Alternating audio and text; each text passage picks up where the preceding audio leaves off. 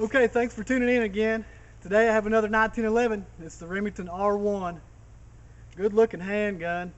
We'll give a close-up of it, and I'm going to take this gun apart for you on the tailgate and show you some things that are unique, I think, maybe to this pistol. Also, I'm wearing Caldwell electronic earmuffs. They have adjustable volume, and I'm not advertising, it's just what I happen to be wearing. But I'm going to review these as well. They're 23 NRR, so I'll give you an idea how well they dampen this 45 ACP, and let's begin.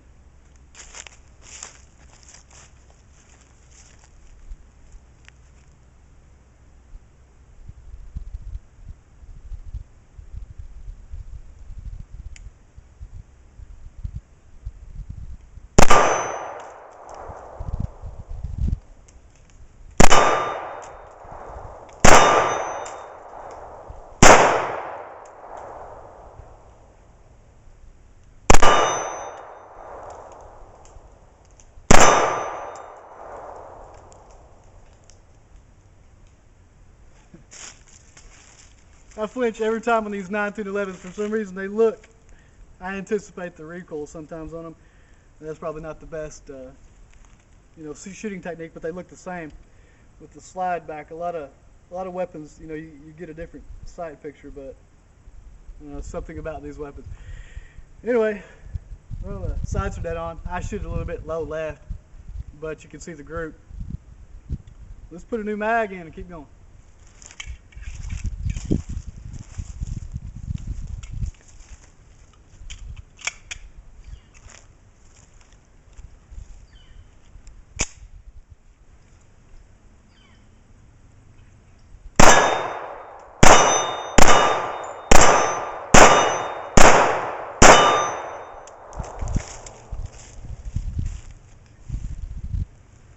Oh, it's a great pistol. So far, I really like it. The trigger feels a little bit different. We'll talk more about that. Let's reload.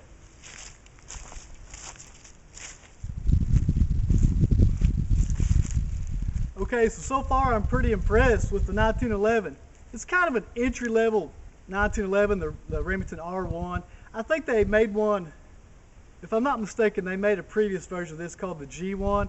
You can look that up, but this is the newer model. You can get this in stainless steel, and I think they have what they call the enhanced version, or maybe it's the elite version. I'm not positive, but I think it has a little bit different trigger in it.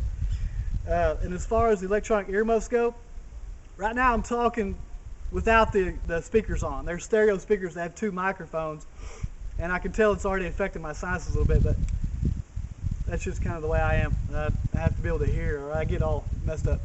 But now when I turned it on, there is a slight hiss, and if you read the reviews, everybody notices it. But as far as how quick the responsiveness of the speaker shutting off when you pull the trigger, it's fantastic. As far as the $29 electronic earmuffs, they work great. I recommend them so far. I don't know, I can't tell you about battery life. I don't expect it to last a great deal of time, but the kids and I, we've played around on them for the last 3 or 4 days. They seem to be fine. So I mean, the battery, these are the same batteries we started with, and I'm going to keep them on the whole time that we film today, and we'll see how they last, at least for one video. Okay, I have 2 new magazines. This just I'm going to shoot a little quicker this time. Play with the pistol. Just when I closed the slide, just then, the true stereo sound, the right side speaker shut off. Obviously that was the hand I closed it with. The left one didn't. I could hear it stop.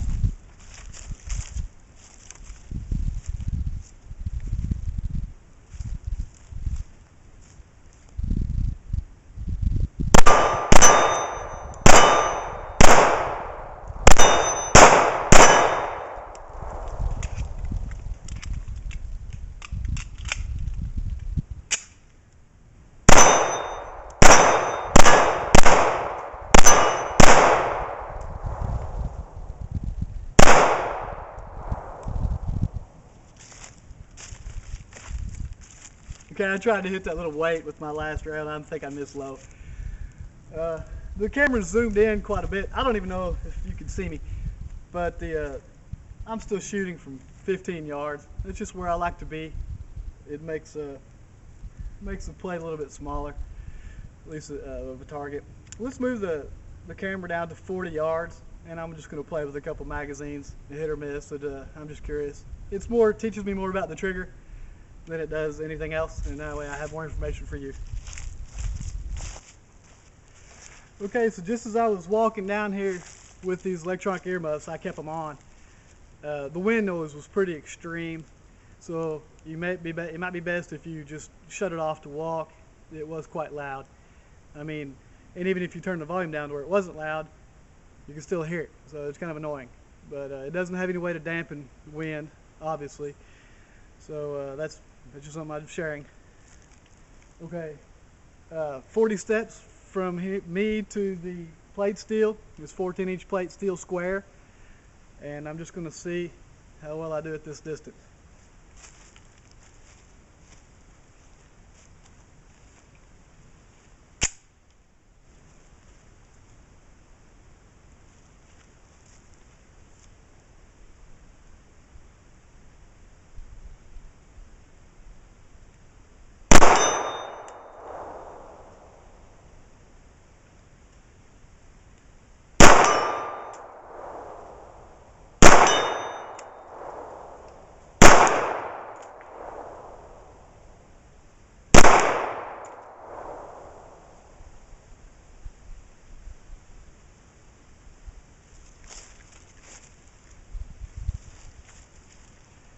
I had a malfunction.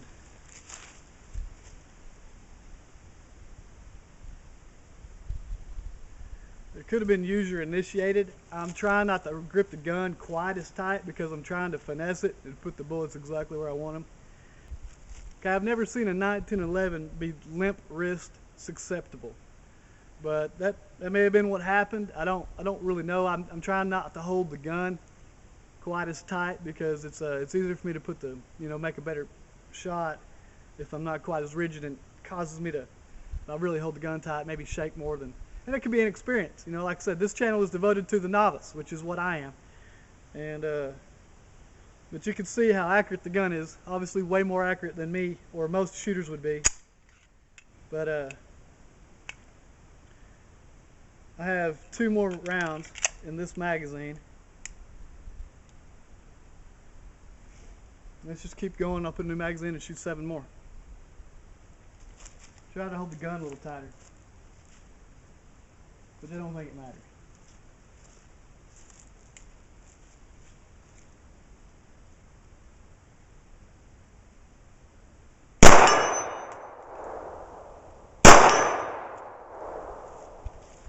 I'm standing at 40 yards, and in Missouri, you can use a centerfire weapon pistol as long as it doesn't carry more than 11+1, chamber included. And I'm very confident that with a 230 grain hollow point at 40 yards with this pistol, the success rate would be quite high. It's a nice pistol. I like it so far.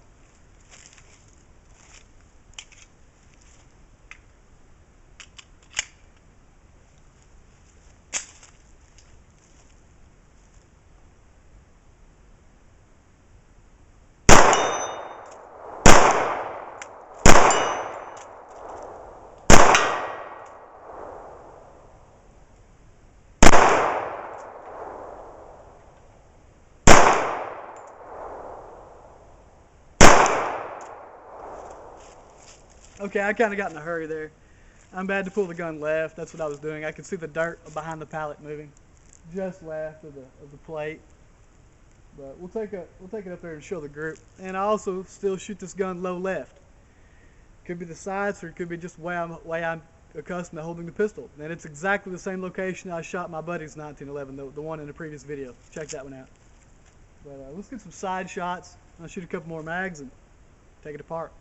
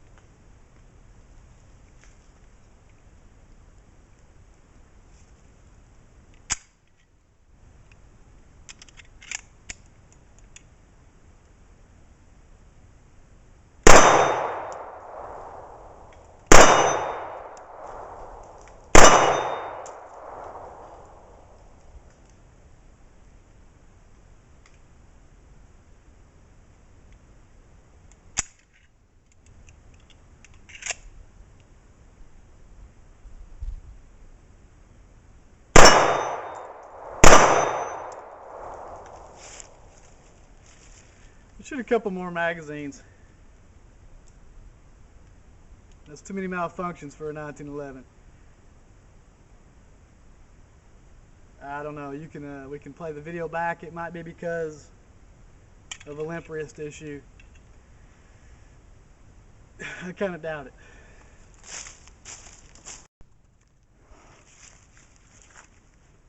Remington R1, 1911. Firing PPU ammo today. 230 grain full metal jackets. I'm trying to find, made in Serbia. Okay.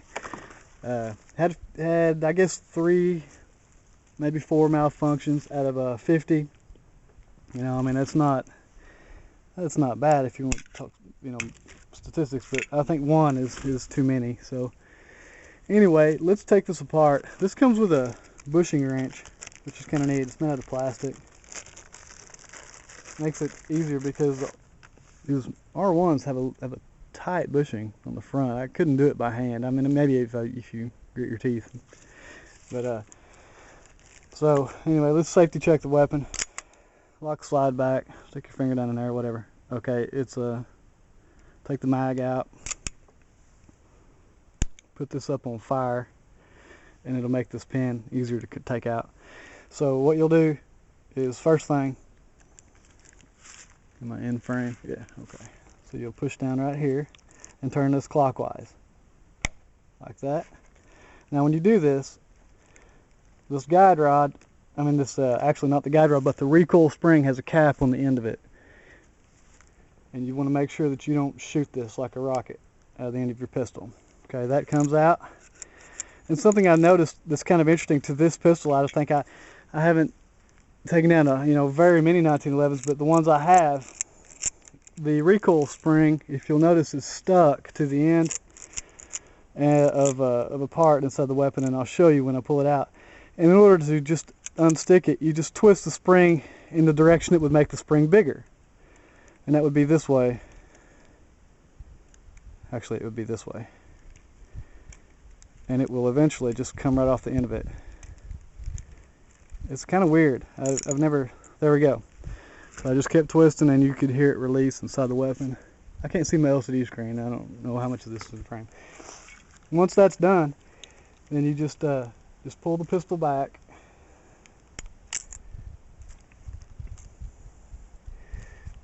Forget what I said about having the safety on. It doesn't work.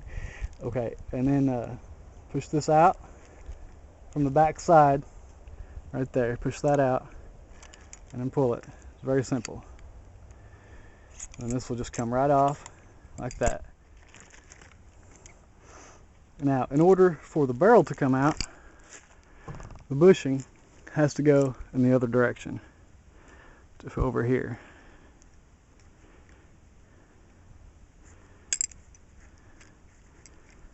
And we'll just come out like that. It has to turn counterclockwise. And then there's the barrel bushing. This is the piece that the recoil spring was stuck to. Both sides of the recoil spring look the same, but when you fire it, it'll get stuck on there and make it really hard to come off for some reason. And it could be that one side's tighter than the other one. But when you pull it, we'll just not worry about that. Okay, let's take the barrel out and look at it. Make sure this little thing is flopped down. Can you see this? Flop that down.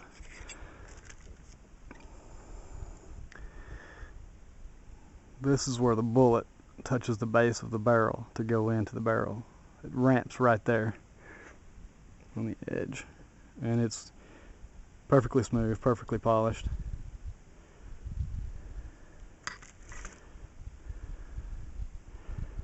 But I see no reason just by, looking, why there would be a feed issue. And putting it back together, just reverse your steps. Just be careful with these quality pistols and don't just start cramming and being rough with things. Be very gentle. This piece goes here like this. It just sets down the round part. Sets there like that when you get it all together. So when you put your barrel back in, go ahead and install your bushing. remember how it came out.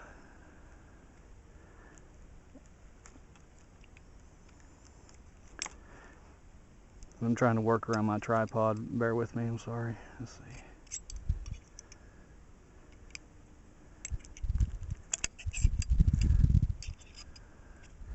Helps if you get your bushing on your barrel first. That's what I did wrong. So slide your barrel out a little ways and then put your bushing on and rotate it all the way around like this. Okay, and once that's done, then you can just put this back in place. Put this concave side down.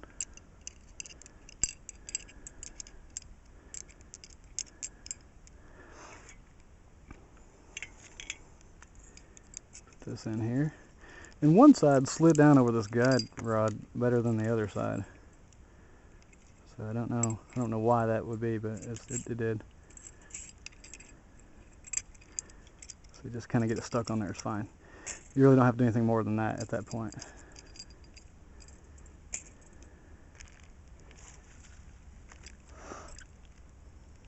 And it's possible, since the guide rod spring, the recoil spring was so hard to pull out before, it's possible that it was installed backwards. And I just, the first time I disassembled it to look at the barrel to make sure everything was fine before I fired it, I made a point to put it back in the way it was handed to me. And it's extremely possible that, that it was an ammo issue while we have malfunctions, or it could be that the recoil spring was not coming down far enough, giving it proper travel. And it's extremely possible. But anyway, as you can see, the recoil spring is seated perfectly onto the guide rod. So let's just leave it like this and put your gun back together.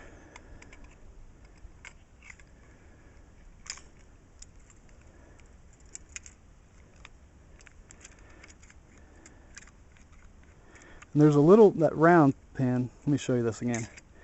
This part has to be down.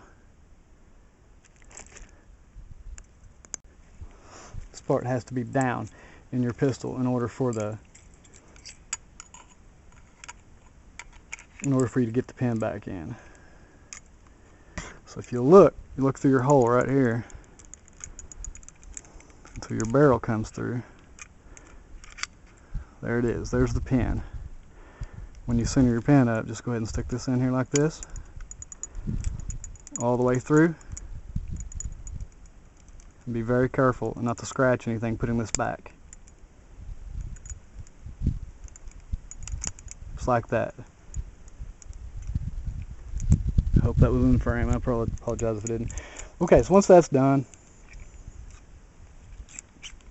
push the gun forward. I'd put the safety on, that way this won't move around while you're trying to work.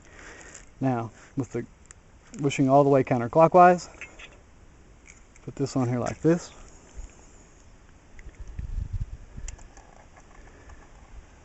Hold with your thumb.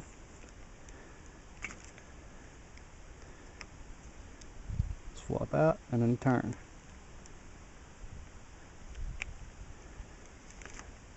Very carefully. Function check your weapon.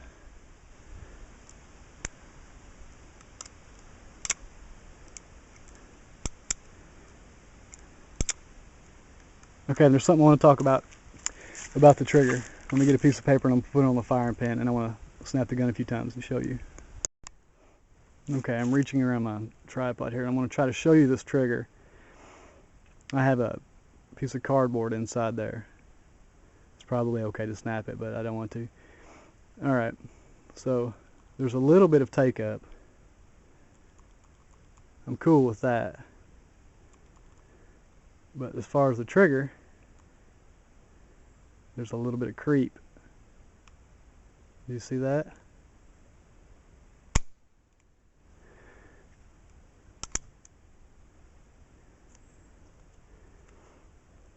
Let's do it again.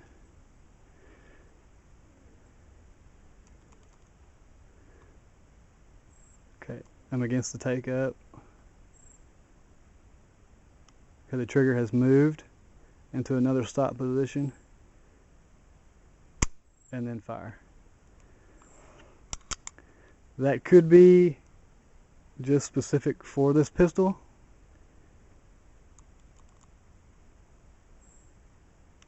There's the stage it took up. And there it fired. And that was every trigger pull. That wasn't just occasionally. It feels like nothing I've ever fired before, but since it's consistent, it would be easy to get used to. And I actually started to get used to it before the video was over. But that's my review of the Remington R1 1911. Okay, so I hope you learned something from that video. I believe the reason why I had those malfunctions out of the pistol was because the recoil spring was put in backwards.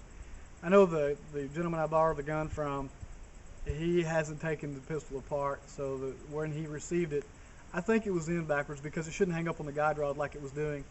I thought it might be just, because that's just the way the gun is, but I really doubt it. When I turned it around after I made the takedown video, I went ahead and took it back apart and looked at it, and it fits properly the way I have it together now.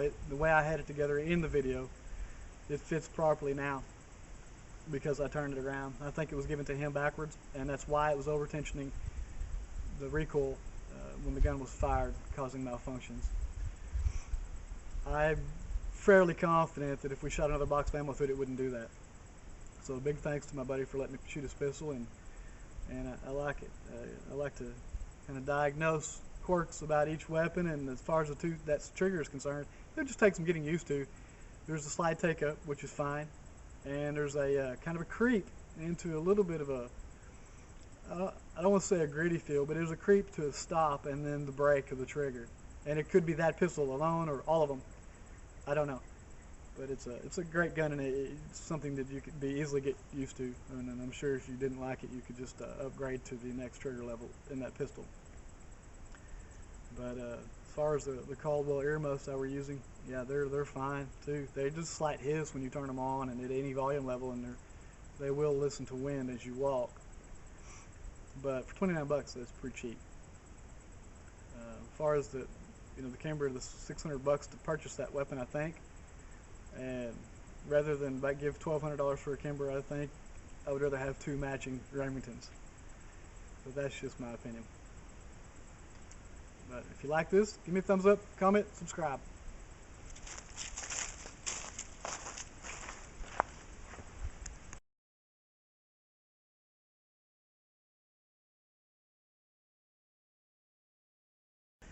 I've never seen a 1911 with all this steel be limp wrist susceptible, or susceptible, whatever. I've never seen a 1911 be limp wrist susceptible.